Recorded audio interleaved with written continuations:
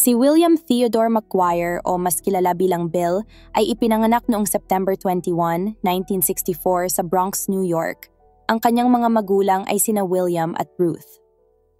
Pagkatapos ng high school, sumali si Bill sa US Navy. Pagkatapos ay nagpakasal sa kanyang unang asawa na si Marcy Polk, na lumipat sa Virginia Beach noong 1986 kung saan nagtatrabaho si Bill bilang electronics technician sa Navy. Si Marcy ay mula sa Vernon, New Jersey. At bandang 1990, lumipat ang mag-asawa pabalik sa Atlantic City. Pagkatapos ng paglipat sa Atlantic City, nagsimulang magsugal at uminom ng alak si Bill. Sinabi ni Marcy na nang magsimula ito, nagsimulang gumulo ang kanilang relasyon. Noong 1995, nag-file si Marcy ng restraining order laban kay Bill matapos nitong maghagis ng mga bato sa kanyang bintana.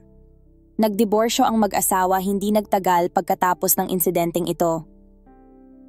Nakilala ni Bill si Melanie sa isang restaurant kung saan pareho silang nagtatrabaho. Si Bill ay isang kilalang server dahil kilala siya bilang rude waiter. Si Melanie ay ipinanganak noong Oktubre 8, 1972 sa New Jersey. Ang kanyang mga magulang ay sina Linda at Michael. Inilarawan siya bilang isang New Jersey girl at sinabi ng kanyang mga magulang na siya ay isang mabuting anak, ina, at kaibigan at isang mabuting bata na hindi nagkaroon ng problema. Sinabi ni Melanie na si Bill ay matalino, nakakatawa, at may malaking puso. Ayon kay Jim, kaibigan ni Bill, siya ay isang mahusay na kaibigan, practical na joker, at nakakatawa.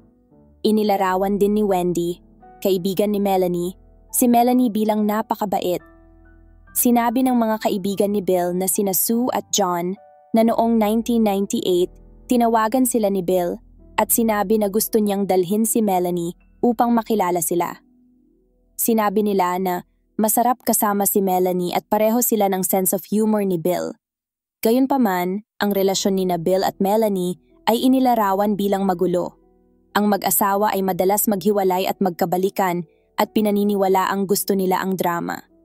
Sa kabila ng pabago-bagong estado ng kanilang relasyon, ikinasal ang mag-asawa noong 1999. Nakatira sina Bill at Melanie sa Woodbridge, sa New Jersey. Ang Woodbridge ay may populasyon na humigit kumulang 100,000 katao na may karaniwang antas ng krimen.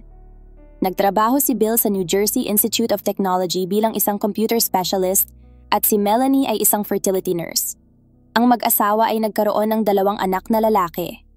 Habang magkasama sila, sinabi ni Melanie na may problema si Bill sa pagsusugal at inaasahan niyang makukuha niya ang gusto niya kapag gusto niya ito.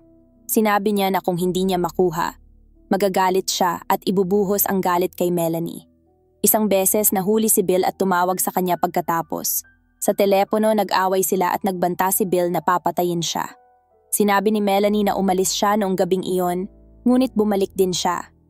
Inamin din niya na may relasyon siya sa ibang lalaki noong panahon ng argumento at banta. Habang buntis si Melanie sa kanilang pangalawang anak, nagsimula siyang magkaroon ng relasyon sa isang doktor na katrabaho niya. Sinabi ni Melanie na may pagka-flirt sila at minsan, pagbalik niya sa kanyang mesa pagkatapos ng konsultasyon sa isang pasyente, may naghihintay na tanghalian sa kanyang mesa. Ayon kay Melanie, nagsimula ang relasyon nila noong siya ay 38 weeks na buntis. Nasa opisina siya ni Dr. Brad Miller nang magreklamo siya na may masakit sa kanyang likod dahil sa pinched nerve. Sinimulang hilutin ni Dr. Miller ang kanyang likod at pagkatapos niyang bumalik mula sa maternity leave, nagsimula ng tuluyan ang kanilang relasyon. Pagkatapos ipanganak ang kanilang pangalawang anak, lumipat sina Melanie at Bill sa isang townhome sa Woodbridge. Ngunit umaasa si Bill na lumipat sa Virginia Beach kung saan nakatira ang kanyang mga kaibigang sina John at Sue. Ayaw ni Melanie na lumipat sa Virginia Beach, kaya naglagay ang mag-asawa ng malaking deposito sa isang bahay sa New Jersey noong 2004. Ang bahay ay may malaking lupa at nagkakahalaga ng $250,000. Sinabi ni Melanie na kahit hindi maganda ang kanilang pagsasama at may relasyon siya sa ibang lalaki, itinuloy niya ang pagbili ng kanilang bahay upang tumigil na magsugal si Bill. Noong April 28, 2004, nakatakda ang pagbili ng bahay ng mag-asawa ng 2:00 ng hapon. Ayon kina Sue at John, tinawagan sila ni Bill pagkatapos at sinabi kung gaano siya kasaya at hindi pa siya naging ganito kasaya. Samantala, patuloy na nakikipag-ugnayan si Melanie kay Brad na nagmamakaawa na huwag bilhin ang bahay. Ang dalawa ay naghihintay lamang ng tamang pagkakataon upang magkasama at sinabi ni Melanie kay Brad na huwag mag-alala. Sinabi niya kay Brad na balak niyang kausapin si Bill mamaya ng gabing iyon pagkatapos niyang magising dahil nakatulog si Bill matapos uminom ng red wine. Nagkaroon ng malaking away sina Bill at Melanie noong madaling araw ng April 29. Ayon kay Melanie, sinabi ni Bill na pumayag siya na bumili ng bahay sa New Jersey dahil gusto talaga niyang makahanap ng mas murang bahay sa Virginia Beach, ngunit hindi siya pinayagan ni Melanie. Habang nagpapatuloy ang away, sinabi ni Melanie na kinuha ni Bill ang isang dryer sheet na nasa isang basket malapit sa kanila at isinaksak ito sa kanyang bibig dahil may hilig siya sa dryer sheets. Sinabi niya na tinawag siyang tamad ni Bill dahil gumagamit siya ng dryer sheets kaysa sa liquid fabric softener. Pagkatapos ay sinampal siya ni Bill sa muka. Sinabi niya na pagkatapos siyang masampal, nakita niyang nakatayo ang kanilang 2 years old na anak. Sinabi niya na pagkatapos ay kinuha niya ang kanyang anak at ikinandado silang dalawa sa banyo. Habang nakakandado sila sa banyo ng kanyang anak, sinabi niya na si Bill ay paakyat baba sa hagdan at naniniwala siyang nag-iimpake ito ng ilan sa kanyang mga gamit at dinadala sa kotse. Sinabi niya na tuwing dumadaan si Bill sa banyo, pinapagalitan siya nito. Naalala niya na ang huling sinabi niya kay Bill ay, "Tama na." Pagkatapos umalis ni Bill ng gabing iyon, inakala ni Melanie na pumunta siya sa Atlantic City para magsugal, pero inaasahan niyang babalik ito. Kinabukasan pagkatapos ng away, dinala ni Melanie ang kanilang mga anak sa daycare at sinimulang pag-isipan kung paano niya mabubuhay ang dalawang anak kung wala si Bill, kahit na inakala niyang babalik ito. Nang araw ding iyon, April 29, naghahanap si Melanie ng abogado para sa diborsyo. Sa payo ng kanyang abogado, hindi nag-file si Melanie ng missing persons report. Noong April 30, sa payo ng isang kaibigan na abogado din, nag-file si Melanie ng restraining order laban kay Bill. Sa pagdinig, sinabi niya sa hukom na sinampal siya ni Bill at nang tinanong siya kung may nalalaman siyang mga baril sa bahay, sinabi niya na wala siyang alam. Sa mga araw pagkatapos mawala ni Bill, lumipat si Melanie mula sa kanilang townhome patungo sa kanilang bagong bahay kasama ang kanilang dalawang anak na lalaki. Noong May 5, 2004, isang grupo ng mga lalaki ang nangingisda kasama ang isa sa kanilang mga anak. Pumunta sila sa Chesapeake Bay sakay ng bangka sa Chesapeake Bay Bridge Tunnel at nag-angkla sa Fisherman Island. Ang Fisherman Island ay ang pinakatimog na isla sa Delmarva Peninsula at matatagpuan sa pasukan ng Chesapeake Bay. Ang Fisherman Island ay mga 300 milya mula sa Woodbridge, New Jersey at mga 5 oras na biyahe sa kotse. Pagkatapos mag-angkla at magsimulang mangisda, nakakita sila ng isang maleta na lumulutang sa bay. Inakala ng mga lalaki na malamang na nahulog ito mula sa itaas ng isang kotse at napunta sa tubig. Nagpasya silang subukang dalhin ito sa bangka, ngunit ito ay medyo mabigat. Ngunit nagawa nilang dalhin ito at nakita na ito ay isang dark green na Kenneth Cole na maleta at nasa mabuting kondisyon. Ang batang lalaki na kasama nila ay talagang gustong buksan ang maleta dahil inakala niyang nakakita sila ng kayamanan. Binuksan nila ang maleta at nakita na ang mga nilalaman ng bag ay natatakpan ng itim na trash bag. Pinunit ng batang lalaki ang bag at ang nakita nila ay hindi inaasahan. Sa loob ng maleta ay isang pares ng mga binti ng tao mula sa tuhod pababa. Agad silang tumawag sa 911. Pagdating ng pulis ay nakita kung ano ang nasa maleta. Noong May 11, 2004, isang estudyante ang nasa Fisherman Island nang makakita siya ng isang dark green Kenneth Cole na maleta. Naging curious siya sa maleta kaya binuksan niya ito. Hinila ang itim na garbage bag at agad na naamoy ang amoy na nabubulok. Hindi na niya binuksan pa ang bag at tumawag sa 911. Ang maleta ay dinala sa medical office sa Norfolk, Virginia, kung saan sinuri ang mga nilalaman. Sa loob ng pangalawang maleta ay isang katawan na may mga braso pa rin at isang ulo. Ang mukha ay medyo makikilala, gayunpaman, ito ay nababad sa tubig kaya ito ay napaka-bloated. Natukoy ng medical examiner na ang biktima ay binaril ng 2 beses sa katawan at 1 beses sa ulo. 2 wad cutter bullet ang nakuha mula sa katawan. Ang mga wad cutter ay isang espesyal na flat-fronted bullet na particular na idinisenyo para sa pagbaril ng mga target na papel na karaniwang sa malapit na distansya. Noong May 16, 2004, isang pangatlong maleta ang natagpuan ng isang mangingisda. Sa loob ng dark green Kenneth Cole na maleta ay isang pelvis at mga binti na pinutol sa tuhod. Pagkatapos matagpuan ang pangatlong maleta, nagsimulang maghanap ang mga investigador sa mga kaso ng missing person sa pag-asang malaman kung sino ang nasa 3 maleta. Nakatuon sila ng husto sa militar dahil may malaking base militar malapit sa Virginia Beach. Nagpasya ang pulisya na magpaguhit ng sketch artist ng mukha ng lalaki upang ilabas sa publiko. Noong May 21, 2004, nakita nina Sue at John Rice, mga mabuting kaibigan ni Bill, ang sketch sa balita. Alam nilang hindi nakita si Bill ng ilang linggo at naniniwala siyang si Bill iyon. Tinawagan niya ang kanyang asawa na tumingin sa balita at siya ay nagdududa, ngunit iginiit ni Sue na si Bill iyon. Sinabi ni Sue kay John na tumawag sa Crime Stoppers. Nakipag-usap si John sa pulisya at sinabi sa kanila na nag-aalala siya na ang lalaki sa sketch ay ang kanyang kaibigang si Bill Maguire na nawawala.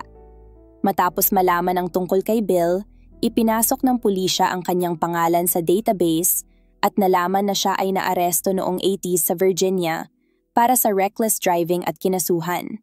Dahil dito, ang mga fingerprint ni Bill ay nasa file at natukoy nilang ito ay tugma sa lalaki sa maleta.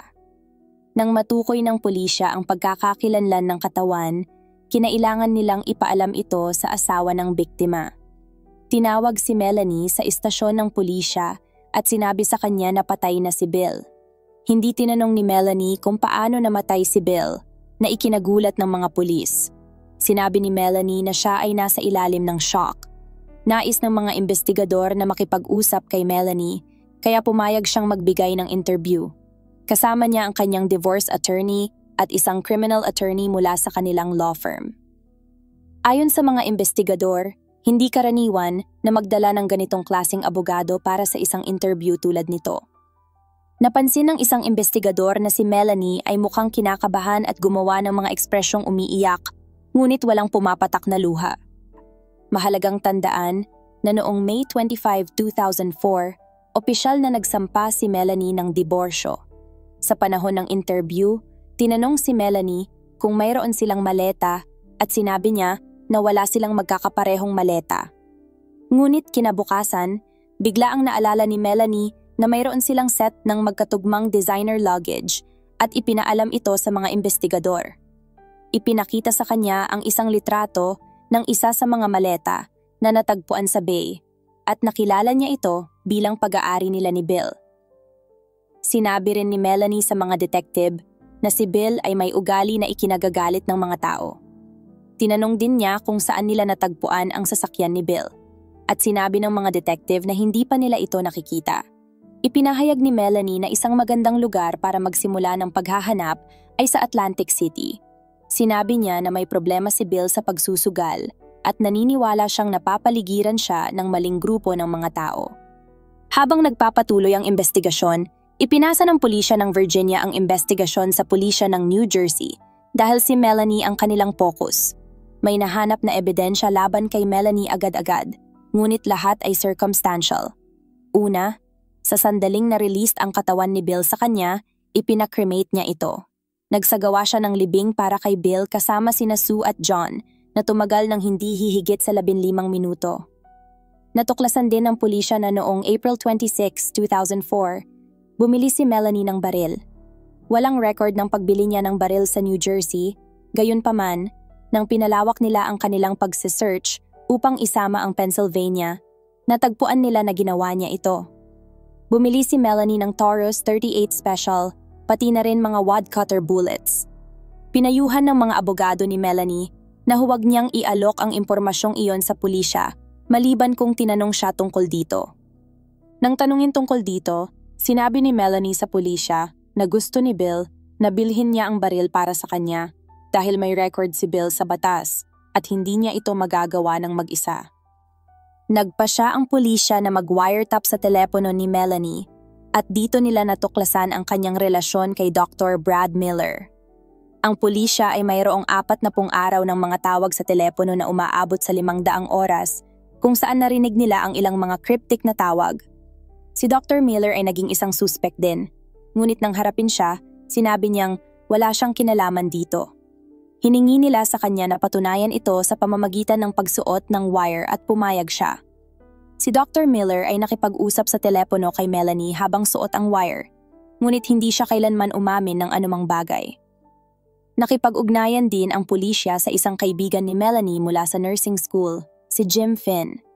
Si Jim ay isang tao na kinakausap lamang ni Melanie kapag kailangan niya ng isang bagay at alam niyang kahit anong kailangan niya, gagawin nito.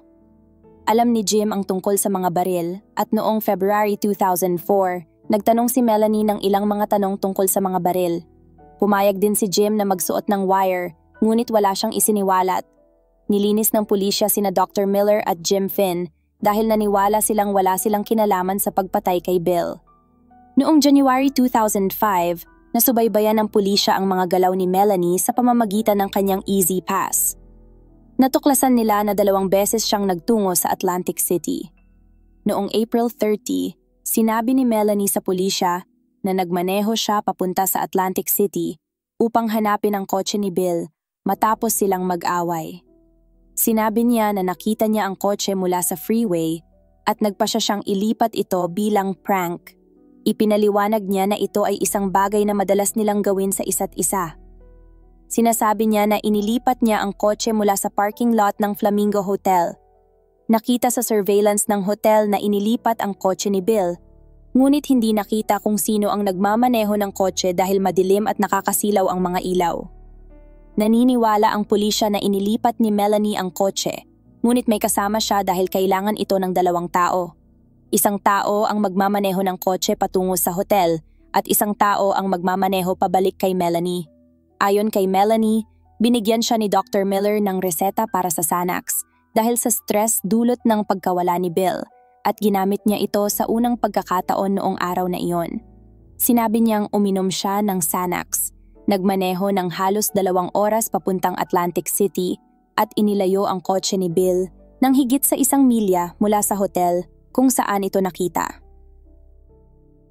Bandang 1:00 ng umaga napagtanto niyang hindi na niya kayang magmaneho pabalik sa bahay. Kaya sa halip na kumuha ng hotel room, gumastos siya ng halos $150 para sa isang taxi pa uwi. Inihatid siya ng driver malapit sa istasyon ng tren, ngunit sinabi niyang hindi niya alam kung may tren pabalik sa Atlantic City. Nang mga 3:00 ng umaga, nilapitan siya ng isang hindi kilalang lalaki na nag-alok na ihatid siya pabalik sa Atlantic City para sa $200 at tinanggap niya ito. Dinala siya ng lalaki pabalik sa kanyang kotse at nagmaneho siya pauwi mag-isa sa isang gabi para sa isang prank. Hindi siya tumawag kay Bill, hindi niya ito nakita o nakausap. Nagmaneho lang siya ng halos 2 oras sa gitna ng gabi upang tiyakin kung nandoon si Bill at gumamit siya ng mga back roads upang hindi maitala ang kanyang Easy Pass. 5 araw pagkatapos, nagmaneho si Melanie papunta sa Delaware. Sinabi ni Melanie sa mga investigador na nagpunta siya roon upang maghanap ng muebles. Sinabi niya na ang kanyang mga magulang ang nag-alaga ng kanyang mga anak at umalis siya ng napakaaga, mga 7 hanggang 7:30 ng umaga, upang magmaneho ng 45 minutes papuntang Delaware upang bumili ng muebles dahil walang sales tax sa Delaware. Gayunpaman, pagdating niya sa Delaware, napagtanto niya na hindi pa magbubukas ang mga tindahan ng muebles ng 1 oras pa. Tumawag si Brad at nang tanungin niya kung kumusta ang kanyang araw, sumagot si Brad ng, "Oh, just another Tuesday." Naalala ni Melanie na may lunch date siya sa kanyang matalik na kaibigang si Celine sa NYC noong araw na iyon at iniwan niya ang Delaware upang makarating sa NYC sa oras para sa kanilang tanghalian. Nakapunta siya sa lungsod ng 1 oras bago magsimula ang tanghalian. kaya hindi siya bumili ng anumang muebles at hindi man lang pumasok sa tindahan ng muebles. Ang kalsada na dinaanan ni Melanie papunta sa Delaware ay ang parehong kalsada na magdadala sa kanya sa Chesapeake Bay Bridge and Tunnel. Kinabukasan pagkatapos ng biyahe ni Melanie, natagpuan ang unang maleta sa bay. Dapat ding tandaan na sinubukan niyang itago ang record ng E-ZPass sa pamamagitan ng pagbabayad ng cash sa ilang toll at tumawag sa E-ZPass upang ipatanggal ang mga bills upang hindi malaman ng mga pulis ang mga biyaheng ito. Ang townhouse na tinitirhan ni na Melanie at Bill bago siya mawala at mapatay ay sinuri gamit ang luminol. Hinatak din nila ang mga pader, tubo at sahig upang maghanap ng anumang ebidensya na pinatay si Bill sa Woodbridge Townhouse. Walang nahanap na forensic evidence, ngunit naniniwala ang mga investigador na sapat na ang circumstantial evidence upang hulihin si Melanie. Minanmanan ng mga pulis si Melanie noong June 2, 2005, at pagkatapos niyang ihatid ang kanyang mga anak sa paaralan, inaresto si Melanie at kinasuhan ng pagpatay sa kanyang asawa. Pinalaya si Melanie sa piyansa, ngunit kinasuhan muli noong October 2006.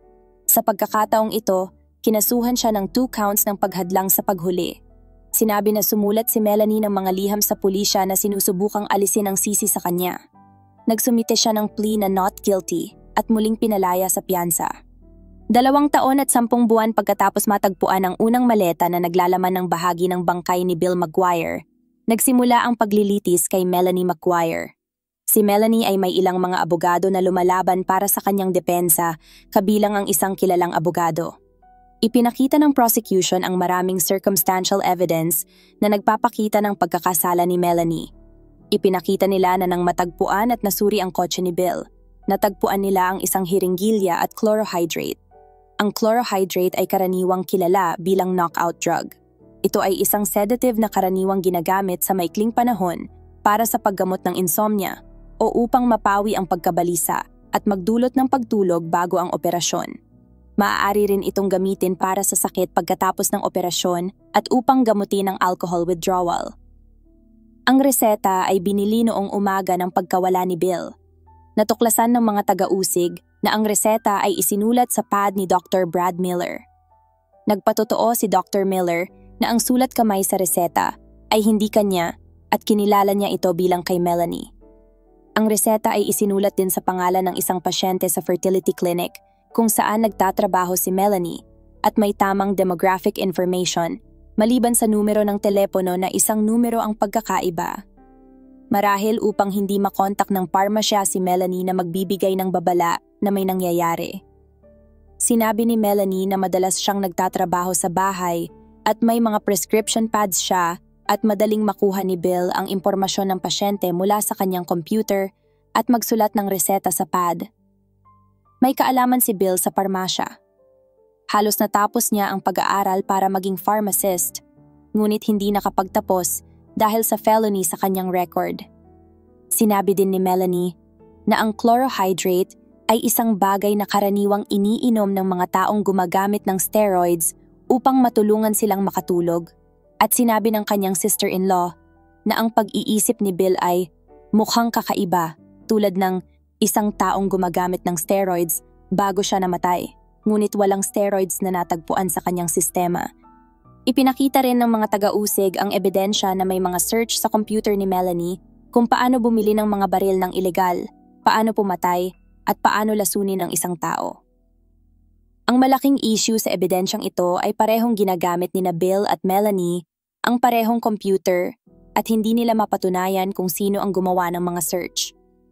Sinabi din ni Melanie na may iba pang mga search sa computer sa parehong oras tulad ng unfaithfulwife.net, ngunit hindi ipinakita sa paglilitis. Sinabi niya na mayroon na siyang kaalaman kung gaano karaming gamot tulad ng morphine o chlorohydrate ang gagamitin upang lasunin ang isang tao at hindi na niya kailangang isearch ito. Sinabi rin niya na mayroon siyang libro na may mga dosage para sa bawat gamot na maiisip mo. Ang Physician's Desk reference kaya bakit kailangan niyang mag-iwan ng bakas sa online kung maaari niyang tingnan ito at hindi malalaman ng mga investigador. Natagpuan din sa kotse ni Bill ang mga piraso ng laman na tinatawag na human sawdust. Ang human sawdust ay inilarawan bilang mga piraso ng balat na mas malalim kaysa sa karaniwang nalalaglag natin. Hindi ito karaniwang bagay na basta na lang maiiwan sa iyong kotse. Sa kabuuan, ang paglilitis kay Melanie ay tumagal ng 7 linggo at may 81 witness na tinawag. Tulad ng nabanggit dati, si Dr. Brad Miller ay isa sa mga saksi. Nagpatotoo siya na nagkaroon siya ng 3 years relationship kay Melanie at sa isang punto, nakatanggap siya ng oral sex mula sa kanyang opisina. Si Melanie ay labis na hindi komportable sa panahon nito. Nagpatotoo rin si Dr. Miller na hindi niya alam na bumili si Melanie ng baril at sinabi na hindi niya alam ang tungkol sa pagkikita sa Flamingo Hotel noong ginawa niya ang biyahe.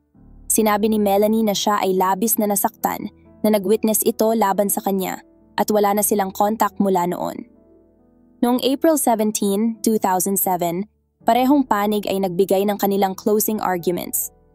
Inakusahan ng prosekusyon ang stepfather ni Melanie bilang kasabwat niya sa oras na ito. Noong April 23, 2007, si Melanie McGuire ay napatunayang nagkasala ng murder in the first degree ng kanyang asawang si Bill. Siya rin ay napatunayang nagkasala ng perjury, discretion of human remains, at possession of a weapon for an unlawful purpose.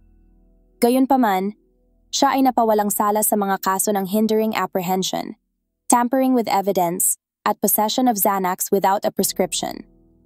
Noong July 19, 2007, si Melanie ay sinintensyahan ng maximum sentence ng life in prison plus 5 years.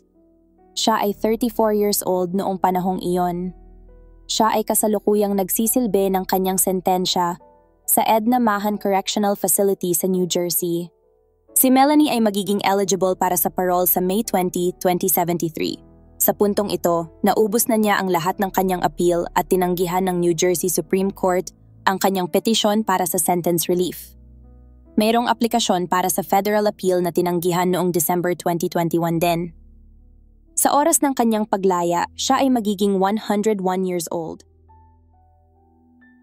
Hey everyone! I just wanted to take a moment to give a huge shout out to Mayet Enanoria, Jay ng Kingdom of Saudi Arabia, Josefina Mercado, Maria Anrey, at Jingjing de Castro ng Muscat, Oman. Maraming salamat po sa inyong lahat na mga sumusuporta pati na rin sa mga silent listener. Mabuhay kayo at patuloy na maging inspirasyon sa iba.